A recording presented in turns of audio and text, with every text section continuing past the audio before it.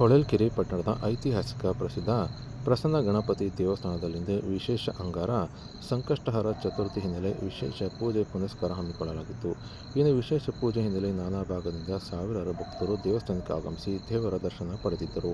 ಇನ್ನು ದೇವರಿಗೆ ವಿಶೇಷ ಬಣ್ಣದ ಹೂಗಳಿಂದ ಅಲಂಕಾರ ಮಾಡಿದ್ದು ವಿಶೇಷ ಪೂಜೆ ಸಲ್ಲಿಸಲಾಯಿತು. ಈ ವೇಳೆ ಶ್ರೀ ಪ್ರಸನ್ನ ಗಣಪತಿ ದೇವಸ್ಥಾನದ ವ್ಯವಸ್ಥಾಪಕರಾದ ರಾಘವೇಂದ್ರ ನಾಯಕ್ ಅವರು ಮಾತನಾಡಿದ್ದು, ವಿಶೇಷವಾಗಿ ಮಂಗಳವಾರ ಅಂಗಾರಕ ಚತುರ್ಥಿ ದಿನ ಗಣಪತಿಯ ದರ್ಶನ ಪಡೆದರೆ ಕುಜದೋಷ ನಿವಾರಣೆ ಆಗುತ್ತದೆ ಎಂಬ ನಂಬಿಕೆ ಇದೆ. ಹೊಳಲ್ಕೆರೆಯ ಐತಿಹಾಸಿಕ ಶ್ರೀ ಪ್ರಸನ್ನ ಗಣಪತಿ ದರ್ಶನ ಪಡೆಯಲು ರಾಜ್ಯದ ಮೂಲೆಗಳಿಂದ ಸಹಸ್ರಾರು ಸಂಖ್ಯೆಯಲ್ಲಿ ದರ್ಶನ ಪಡೆದು ಭಕ್ತರು ಪುನೀತರಾಗಿದ್ದಾರೆ ಎಂದು ಅವರು ತಿಳಿಸಿದರು.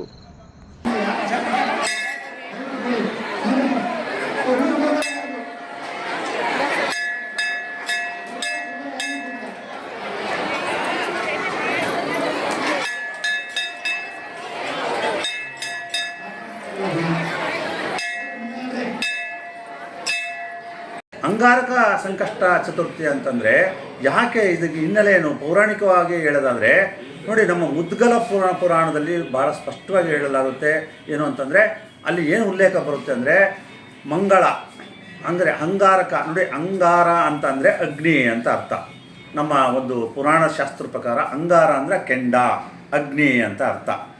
ನೋಡಿ, ಈ ಅಗ್ನಿ ಅಂತ ಯಾಕೆ ಹೆಸರು ಬಂತು ಅಂದರೆ ಭೂದೇವಿ ಶಿವನ ಕುರಿತು ಒಂದು ತಪಸ್ಸನ್ನು ಮಾಡ್ತಾರೆ. ಏನು ತಪಸ್ಸು ಅಂತಂದರೆ, ನನಗೆ ಅತ್ಯಂತ ಶಕ್ತಿಶಾಲಿಯಾಗಿರ್ತಕ್ಕಂಥ ಒಂದು ಪುತ್ರ ಜನನ ಆಗಬೇಕು ಅಂಥೇಳಿ ಭೂದೇವಿ ಶಿವನ ಕುರಿತು ತಪಸ್ಸು ಮಾಡ್ತಾರೆ. ಅಂತಿಮವಾಗಿ ಶಿವ ಪರಮಾತ್ಮ ಭೂದೇವಿಯ ತಪಸ್ಸಿಗೆ ಮೆಚ್ಚಿ ಒಂದು ಪುತ್ರವನ್ನು ಅವರಿಗೆ ಕರುಣಿಸ್ತಾರೆ. ಅದು ಭೂಮಿಯ ಗರ್ಭದಿಂದ, ಅಂದರೆ ಭೂಮಿಯ ಒಂದು ಅಗ್ನಿ ತತ್ವದಿಂದ ಆ ಮಗು ಜನಿಸುತ್ತೆ. ಸಹಜವಾಗಿ ಭೂಗರ್ಭದಲ್ಲಿ ಅತ್ಯಂತ ತಾಪಮಾನ ಜಾಸ್ತಿ ಇರುತ್ತೆ, ತುಂಬ ಉಷ್ಣತೆಯಿಂದ ಕೂಡಿರುತ್ತೆ. ಆ ಭೂದೇವಿಗೆ ಹುಡ್ತಕ್ಕಂಥ ಮಗುನೇ ಮಂಗಳ ಸಹಜವಾಗಿ ಅಗ್ನಿ ತತ್ವ ಹೊಂದಿರೋದ್ರಿಂದ ಅದರ ತಾಪಮಾನವನ್ನು ಸ್ವತಃ ತಾಯಿ ಭೂದೇವಿನೇ ಸಹಿಸ್ಕೊಳಕ್ಕಾಗೋದಿಲ್ಲ, ಅಷ್ಟು ಉಷ್ಣತೆಯಿಂದ ಕೂಡಿರುತ್ತೆ ಆ ಮಂಗಳ. ಕೊನೆಗೆ ಅದು 3 ಲೋಕದಲ್ಲೂ ಅಲ್ಲೋಲ ಕಲ್ಲೋಲ ಆಗುತ್ತೆ. ಕೊನೆಗೆ ಋಷಿಗಳ ಶಾಪಕ್ಕೆ ಮಂಗಳ ಗುರಿ ಆಗ್ತಾರೆ. ಅಂದರೆ ಅಷ್ಟು ತಾಪಮಾನ, ಅಷ್ಟು ಉಷ್ಣತೆ, ಅಷ್ಟು ಶಾಖವನ್ನು ಹೊಂದಿರ್ತಾನೆ ಮಂಗಳ. ಕೊನೆಗೆ ಆ ಉಷ್ಣ ತಾಪಮಾನವನ್ನು ತಡ್ಕೊಳಕ್ಕಾಗ್ದಲೇ ಭಾರದ್ವಾಜ ಮಹರ್ಷಿಗಳು ಮಂಗಳನಿಗೆ ಸಲಹೆ ಕೊಡ್ತಾರೆ. ನೀನು ಗಣಪತಿಯನ್ನು ಕುರಿತು ನೀನು ವ್ರತವನ್ನು ಆಚರಣೆ ಮಾಡು, ನಿನಗೆ ಪರಿಹಾರ ಸಿಗುತ್ತೆ ಅಂತೇಳಿ. ಸರಿ, ಭಾರದ್ವಾಜ ಮಹರ್ಷಿಗಳ ಉಪದೇಶದ ನಂತರ ಮಂಗಳ ಗಣಪತಿಯ ಒಂದು ತಪಸ್ಸನ್ನು ಪ್ರಾರಂಭ ಮಾಡ್ತಾರೆ. ಯಾವಾಗ ಪ್ರಾರಂಭ ಮಾಡ್ತಾರೆ ಅಂದರೆ ಅದು ಕೃಷ್ಣ ಪಕ್ಷದ ಚತುರ್ಥಿ. ಆ ಚತುರ್ಥಿ ತಿಥಿನೇ ಯಾಕೆ ಅಂತಂದರೆ ಚತುರ್ಥಿ ತಿಥಿಯ ಅಭಿಮಾನ ದೇವತೆ ಅಥವಾ ಅಧಿದೇವತೆನೇ ಗಣಪತಿ. ಆ ಕೃಷ್ಣ ಪಕ್ಷದ ಚತುರ್ಥಿಯ ಮಂಗಳವಾರ ದಿವಸ ಮಂಗಳ ತಪಸ್ಸನ್ನು ಪ್ರಾರಂಭ ಮಾಡ್ತಾರೆ.